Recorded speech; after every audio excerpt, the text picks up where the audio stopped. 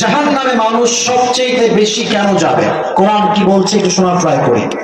কোরআন কারীমে আল্লাহ তাআলা বলছেন 29 নম্বর পারা সূরাতুল মুদাথথির, ইয়াতাসাআলুনা আনিল মুজরিমিনা মা সালাকাকুম ফি সাকার ক্বালু লাম নাকু মিনাল মুসাল্লিন।